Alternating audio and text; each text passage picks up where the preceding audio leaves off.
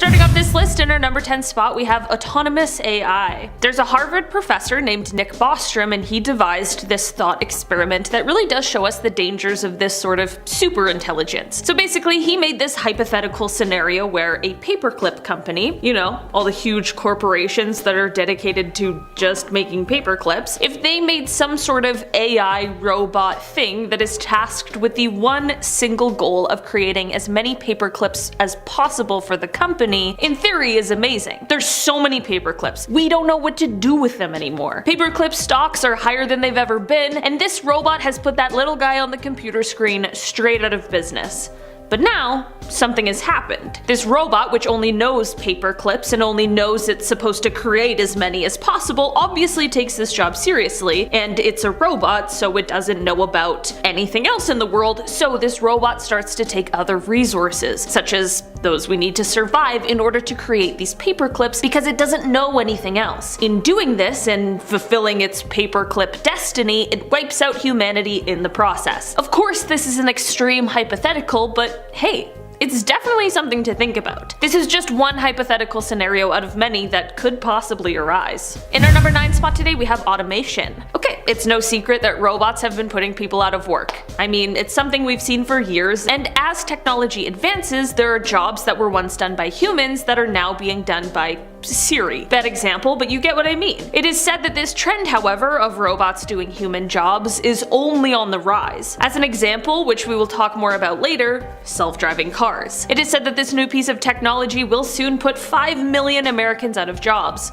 That's a lot. I mean, if taxi companies or Uber can somehow find a way to remove the middleman, you know they would in order to rake in more cash for themselves. This issue isn't just with this, however. It is said that by 2030, nearly 70 million people could lose their jobs due to automation. Is it efficient? Yes. Is it potentially very harmful?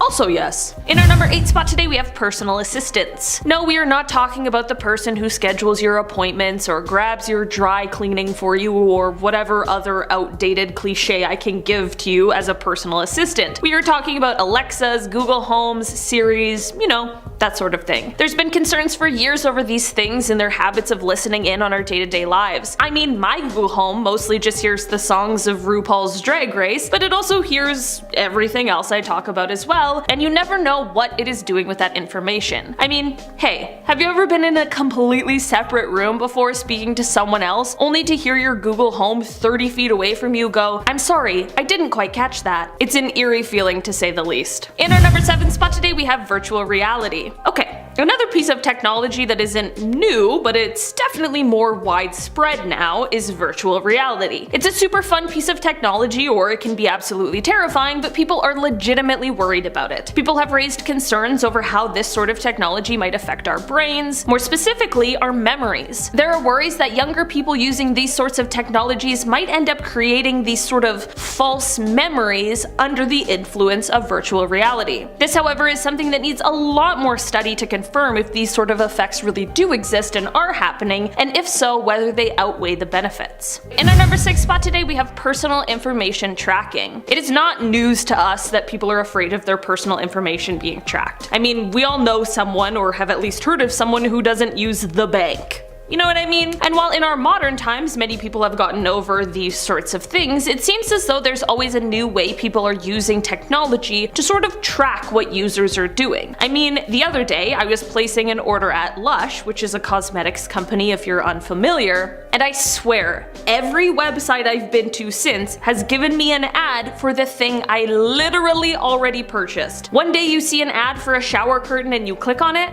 Well, have fun looking at shower curtains, caddies, and bath mats on every website you go to for the next 3 months. It is clear that websites are keeping track of this stuff and sharing it with each other. It's not necessarily this in itself that is concerning, but when there's a mass security breach, such as that time Facebook had one that caused the exposure of around 50 million users' personal information, things like this become much larger of an issue. In our number 5 spot today, we have smart TVs. Okay, I actually didn't know this was something that people were worried about until this list. I mean, I love my smart TV. It's got all the apps, I can speak into the microphone thing instead of using the terrible Prime search function. I don't need cable, I've got a smart TV. It solves so many problems, the picture is great, but not everyone feels so keen about them. Apparently smart TVs are so smart that they're also keeping tabs on users' viewing habits, which people are worried will somehow allow criminals to hack in and steal their personal information. I mean, there might be something I'm missing here, but what's one more person with the password to my Netflix? You know? Just kidding, Netflix. Please don't ban my account. In our number 4 spot today, we have self-driving cars. I said we'd talk about them again, and I mean, we have to. Taylor and I watched a body cam video the other day of someone being pulled over in a self-driving car because they were asleep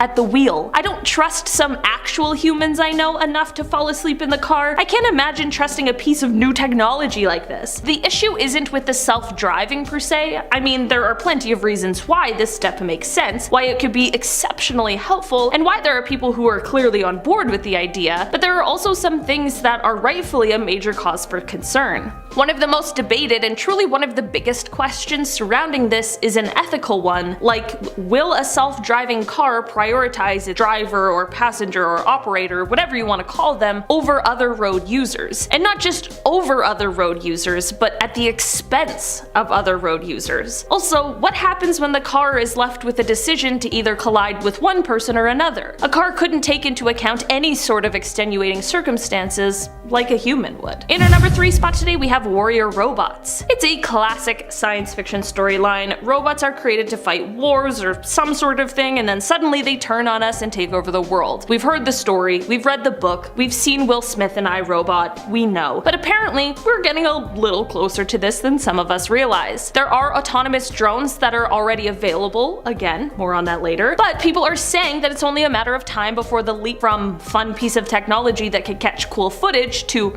killer machine happens. Maybe that was a little dramatic, but hey, people are worried. There are also people who aren't worried about the whole robots turning against us thing, but are instead worried that these sorts of autonomous weapons will then create issues surrounding accountability when it comes to armed conflicts. It's definitely something I've actually never really stopped to think about before, but it definitely raises a good point. In our number 2 spot today, we have drones. Drones aren't a new piece of technology, but they are definitely becoming more widespread. In fact, there have been surveys conducted that suggest that drones are actually the piece of technology that is upcoming that the general public fears the most. Part of this, or really a lot of this, is due to the fact that since this technology evolved so quickly, the laws and regulations surrounding them haven't exactly had the time to catch up. Drones can be super useful, and they're a brilliant piece of technology when used responsibly, but considering how the Federal Aviation Administration regulations don't really directly address residential areas, this creates a problem for those who don't know about the drone or about the user's intention. Sometimes when someone just wants to fly their drone and enjoy this piece of technology, it can make others feel like they're being spied on. In our number 1 spot today, we have biomedical advancements. For years, medical researchers have been trying to find ways to replace completely natural but failing organs with new man-made ones, or possibly even to be able to change genes in utero in order to help with certain inherited diseases. You know, basically studying how we can take steps to improve people's chances, people's quality of life, that sort of thing. It's a really important part of medicine, and on the surface is an incredibly important and valuable thing, but of course, like with any of these things, it raises concerns. While some things, like being able to create fully functioning organs for those awaiting a transplant, is a great thing, there are other, less necessary things that have people on edge. Things like brain chips meant to make us smarter, and synthetic blood to help improve certain abilities. These things have people worried mostly that this will create a divide in between us, sort of like a have-have-not situation. This, coupled with different places and their access to resources, as well as how religion and personal beliefs confuse things even further, and we have a bit of a recipe for disaster. It's definitely cool on paper, but in reality, things get a little bit more muddled. Elon Musk's brain chips. So Elon has a plan for everyone. He has a plan for the future. A future where you don't need to use your pesky arms anymore because all technology will be controlled by a chip in your brain. Yeah, that's what I've been waiting for. Someone to drill a hole into my skull so I can control my toaster with my thoughts. I mean, I'm sure that there will be people lining up up to get this implanted into their head, but you won't catch me getting the Generation 1 brain chip. The last thing you want is to have it installed and then learn that one of the side effects is that you now have an urge to make out with your blender. Coming in at number 9, we have hyperspeed travel. Now, I'm not talking about some Star Wars stuff where we're going to be blasting off into hyperspeed through to other planets. That's not what I'm getting at. What I'm leaning towards is how we already have started making some crazy high-speed travel with things like the Hyperloop. If you are unfamiliar with this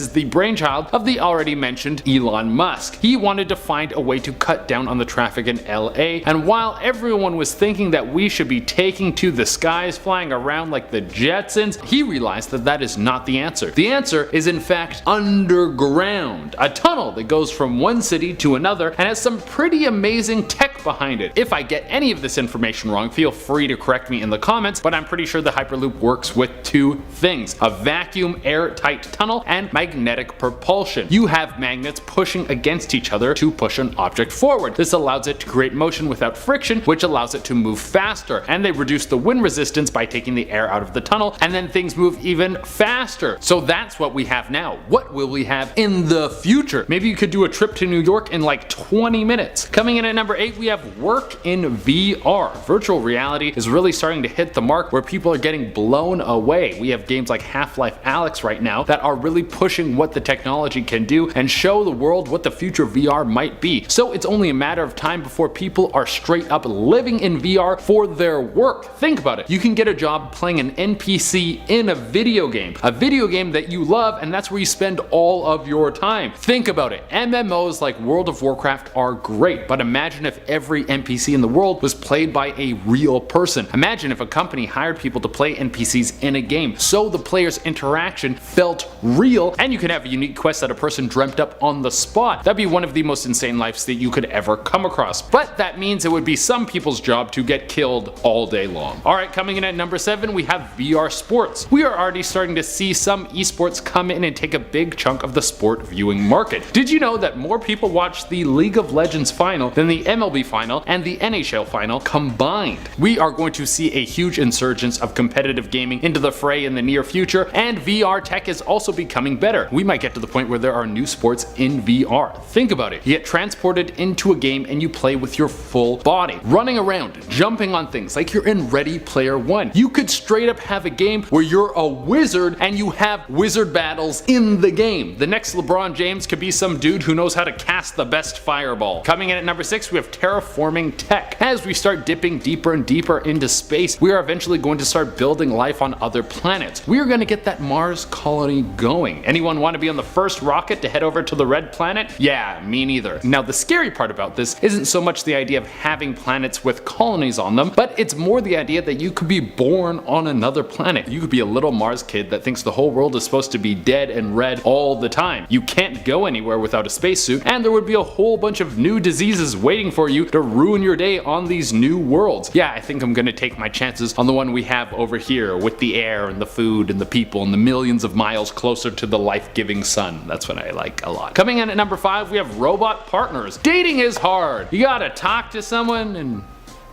yeah, that's pretty much the worst part. No, it can be really hard to meet someone who you have a good vibe with, who you think is attractive, and they have great taste in memes. So I understand when people are so desperate to meet someone, because even though the dating world can be trash, people still find it worthwhile to push through and find someone they genuinely like and want to be with for the rest of their life. Well, in the future, if you have enough money, you might not need to wait to meet that special person. You might be able to just go online and build the partner of your dreams, and you won't even be able to tell the difference. Other than them being strangely obedient, this spouse would be indistinguishable from a real person, and some massive company would be profiting off of your need for love, which is already happening with dating apps, so that's not a huge shock. Number 2, we have artificial intelligence. This is one that everyone has been scared of since the movie Terminator came out. Robots, or programs that can think for themselves. Now, people always think that once we get there, it's only a matter of time before this thing rises up and tries to kill us. I have to say that I am not one of those people. We have no no idea what this thing would want because it would be way smarter than we could possibly conceive. So its motivations would be beyond our own comprehension. That being said, it might want to kill us, so we should be very afraid. Coming in at number 1, we have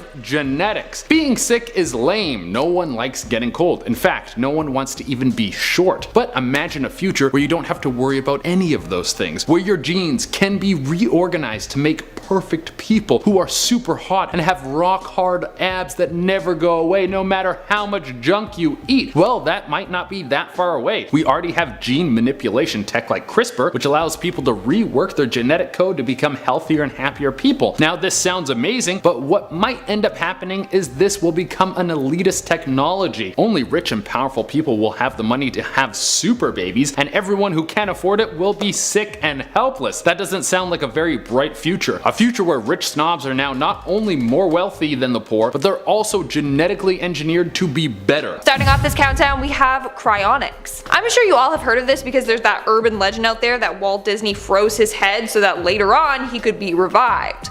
Well, companies are currently working on this so that when you do die, you can be brought back to life several years later. As of now, the technology to do so is not perfect yet. Plus, the technology to unfreeze people doesn't exist yet. They're taking it one step at a time. First, they are figuring out how to freeze people without killing them or damaging them, and then they will worry about the whole bringing back to life part later on. I'm sorry, but this is creepy. Like, the whole bringing people back from the dead should be illegal. Plus, who wants to be immortal anyways? I always wanted to be, but you know, the state of the world is crumbling, so maybe not. In our 9th spot today, we have the robot caregiver. By 2030, it's said that there will be a huge decline in personal support workers and professional caregivers in the US. So a team of Irish scientists are trying to solve this problem by creating robots to work in senior homes. The robot would roam the hallways and people can communicate with it by saying hey and then its name. So it's kind of like how you say hey Alexa to activate Amazon's Home Assistant. Also, did I trigger your Alexa? Let me know in the comments below. The robot then can help with whatever the person needs help with. Not only that, but it has an LED screen face so it can show you emotions. They tested this out in Knollwood Seniors Home with a robot named Stevie, just to see, how the seniors would react to it. The next step is to get Stevie to do more complex commands, like take food door to door, or to help seniors when they're in distress. Now you might be like, oh, that's great, but hello, this is one step closer to robots replacing humans altogether. I mean, you don't have to pay robots. This also means that we're one step closer to a whole robot takeover. No thank you. In our 8th spot, we have the nanobots. Scientists are currently working on nanobots that could be injected into our bodies to help us. They believe that these tiny bots ranging from 0.1 to 10 micrometers could potentially seek out and destroy cancerous cells in our body. Or at least that's what they're hoping that they can do. Not only that, they said that they could be used to deliver medication to parts in our body, or can be used to monitor our bodies. In fact, futurists predict that within the next 10 years, our blood will be filled with these tiny little bots. Some even say that these bots will be used to transmit your thoughts into a wireless cloud.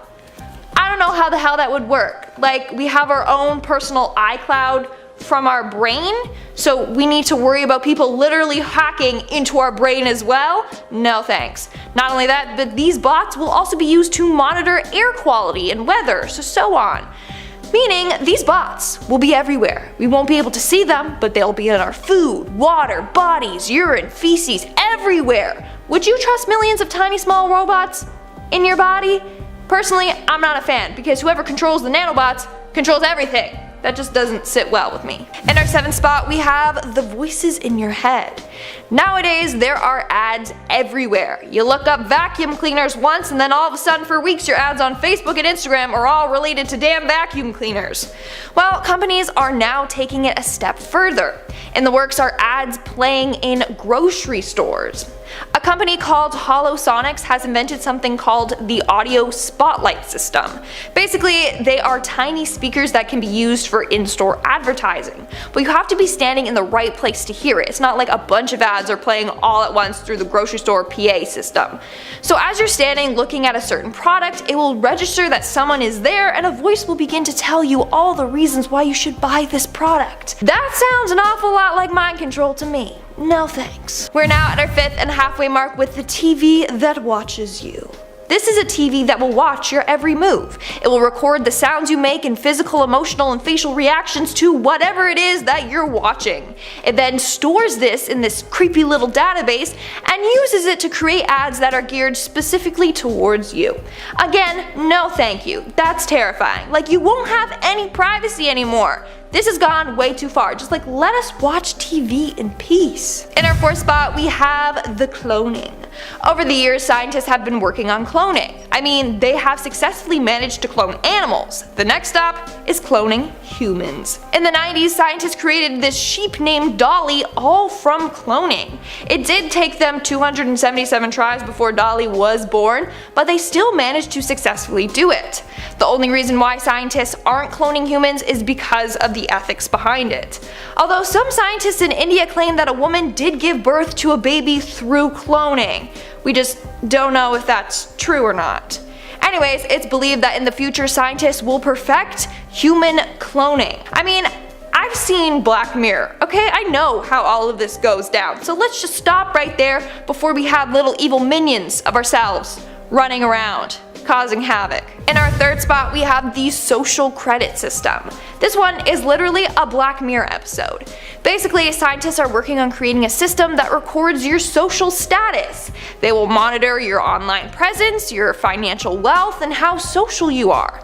The better this all is, then the better your score will be. People then can check these scores, like future employers, etc., and those with better scores will do better in society. Who said that this was a good idea? Like, I understand doing background checks on people, but social media is pretty fake already. This would just give people more of a reason to lie and pretend like their life is perfect. But turns out in China, this is already a thing. They are currently enrolling everyone into a national database and ranking every citizen. Like I said, this is literally like that one episode of Black Mirror, and if you've seen the show, then you know exactly which episode I'm talking about. Moving on at number 2, we have the ROBOCOPS. Scientists are currently working on creating real-life ROBOCOPS. These ROBOCOPS would be used in dangerous situations where it's unsafe for human cops to enter. So the robot would go in first, scope out the place, and then the human cops would come in after. I mean, already Boston Dynamics created a robot dog, and that thing can open doors on its own and search rooms looking for perpetrators. Maybe the next step is having a full-on robot police force team. Again, this could go wrong for a number of reasons.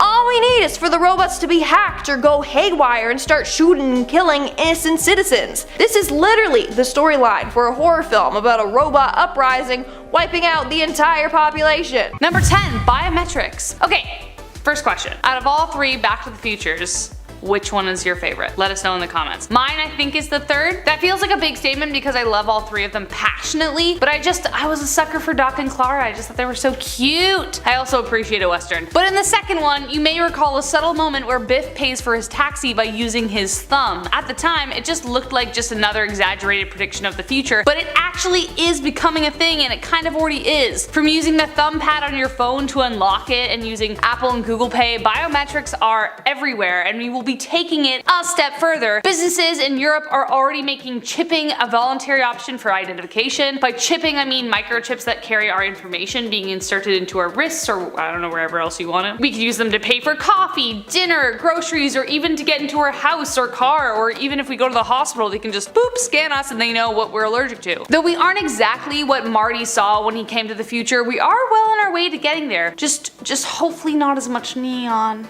so much neon, you know? Number 9, the sonic screwdriver. I love this list because he knew it was gonna give me the opportunity to talk about Doctor Who. But this one is definitely surprising. For everyone who is not up to snuff on the Whovian world, the sonic screwdriver is the trademark device of the Doctor. A non-violent tool that uses sonic vibrations to hack, unlock, and diagnose health issues as well. It very often does the impossible, making the idea of its existence kind of unrealistic. Or is it? It turns out we are actually pretty close to inventing something remarkably close to it. Bruce Drinkwater, professor of ultrasonics working with the Big Bang Group, has some ideas, and I quote, "Doctor Who is renowned for bending the rules of science, but technology has radically moved on since the Doc first stepped out of his TARDIS in the 60s. Whilst a fully functioning time machine may still be light years away, engineers are already experimenting with ultrasonic waves to move and manipulate small objects." Unquote. Therefore, the tech is already being trialed in modern manufacturing. They are using ultrasonic force fields to fix parts, and in the medical field, they are even using this same tech to separate healthy versus unhealthy cells. So, oh, I wish I had mine here, it would have been perfect, but you know what I mean. Anyways, let's move on. Number 8, virtual reality. This is another science fiction idea that I probably don't even need to reinforce with examples because it's so popular. Ever heard of Ready Player One or The Matrix, Tomorrow and Tomorrow? Has anyone tried that game Richie's Plank Experience, where you go up really high in a building with like virtual glasses on and you have to climb on a plank? Like, it's insanely convincing as proven by the massive bruise I attained while playing it one time. Like, I was so convinced I was so high up that like when I started to fall, my body just threw itself to the ground and I just like ate it. It was awful. But that just goes to show virtual reality has arrived and it is also here to stay. While most of it relies on our brain's ability to connect the dots when we interact with objects in this space, one day we might be able to feel an object when we touch it, or smell the bakery we're walking past, or even feel the sun on our skin. I don't know, the possibilities are endless. We're so close. Now that we know VR is achievable, the possibilities are endless. Number 7, surveillance. Ooh, this one's a little creepy, sorry. 1984 was one of the coolest, most disturbing books I've ever read, and I was also not prepared for it. Like, it wasn't what I was expecting. George Orwell's bleak dystopian novel 1984 is about a man who lives in a totalitarian world where his every move is watched by cunning surveillance Big Brother and rebels by falling in love. Ever heard the term Big Brother is watching you or newspeak? Well, that's where this comes from. But by far the most terrifying part of this book is the feeling of being watched by all sides. With like the fact that these characters can never escape it. With phones filming everything and cameras everywhere, the kind of surveillance Orwell mentions just might already be here. GPS tracking and NSA surveillance have also been some new additions. Even our emails, calls, web history can be monitored beyond our knowledge. Cookies and caches also aid in the surveillance as well, giving marketers information about our interests. You can even get banned on social media, TikTok being the biggest thing right now, for saying a word wrong. Doesn't sound too different, does it? That's kind of creepy though. People can get randomly banished from TikTok and it kind of throws me off. Anyways, censorship.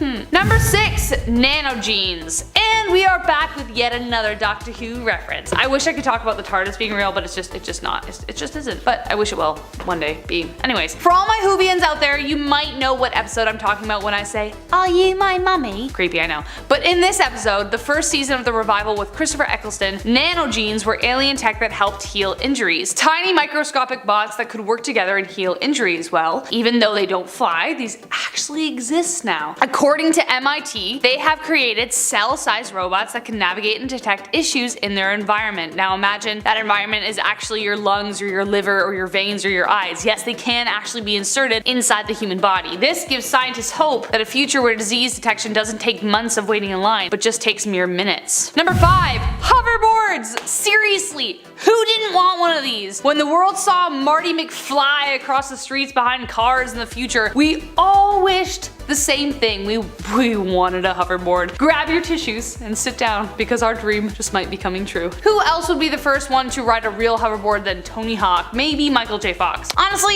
is there anyone else who deserves this? I don't know. We salute you. Now, you may have thought I was talking about the kind that uses your weight to balance, like, you know, the ones that still roll. But this one is actually hovering above the ground. It hovers about an inch and can travel up to 15 miles per hour. It's called the Hendo hoverboard, and I need it to come to stores ASAP Rocky, because how else am I gonna get to work? I am so board of the TTC? Let me tell you. Number 4, autonomous vehicles. From the Minority Report, Total Recall, Judge Dredd, Logan's Run, Isaac Asimov, as well as to more recently, Upload on Amazon Prime, have all mentioned autonomous cars. Cars that don't require a human driver to get anywhere quickly, efficiently, and reliably. The state of Nevada in the US was the first place to allow self-driving cars on the road, confirming that autonomous vehicles are here. It does still sound like they have a lot of bugs to work out, but still, hey, they used to just be fantasy. So far, self-driving cars have been involved in fewer accidents compared to traditional vehicles. Ford, Audi, and of course Tesla have already manufactured these cars, and Musk has sold thousands, so they are definitely out there, but it still might be a while yet before you see someone next to you without their hands on the wheel on the road, or even in the back seat. Personally, I'm gung-ho for the idea so long as everybody is doing it. It's either one or the other, like it's either all or nothing. Though the possibility of less congestion, safer driving, and no more panicking when parallel parking is around the corner, in 2018 an autonomous vehicle fatally struck a pedestrian, making people question how safe they can be, but of course, like, nothing's perfect, so we'll see. We'll see. Number 3, video calling. One of the things I'm incredibly grateful for that we had over the past few years was video calling. Nothing can fully replace in-person human interaction, but getting to see video proof of my loved ones kept me going, as I'm sure it did for most of us. We are pretty damn lucky even while going through one of the largest global events. Video calls have been featured in every sci-fi show since science fiction could be brought up. It was actually first tested by AT&T at the World Fair in New York City in 1964. They used a picture phone which invited the public to call a special exhibit at Disneyland. Obviously, times have rapidly changed since then, and those signals still may glitch at times with Zoom, Skype, WhatsApp, FaceTime, etc. There are so many ways to video call. Heck, the reason I was able to even teach from home this year was because of video calling. So if this came true, what's the next step? Personally, I'm hoping for the holographic communications like from Star Trek and Spy Kids. You know, like the arm thing? That'd be cool. That's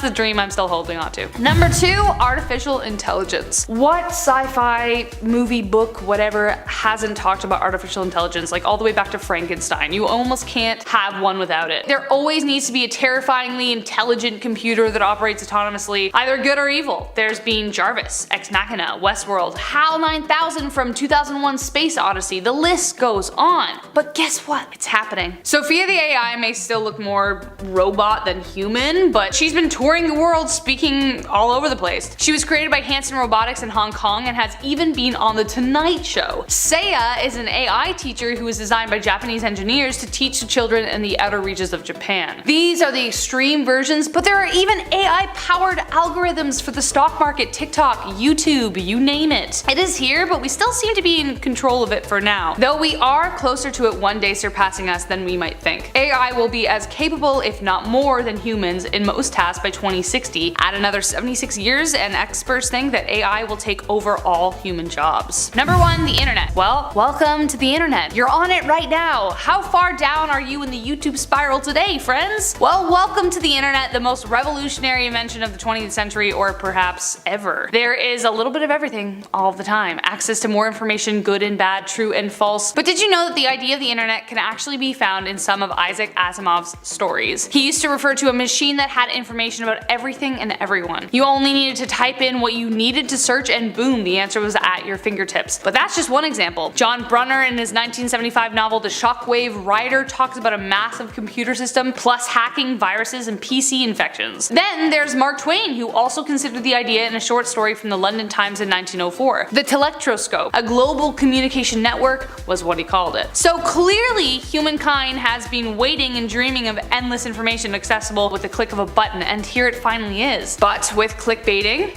and so much demand for information, most often it's not about presenting what's right so long as you're the first one doing it. That just got pretty meta, didn't it? Woo!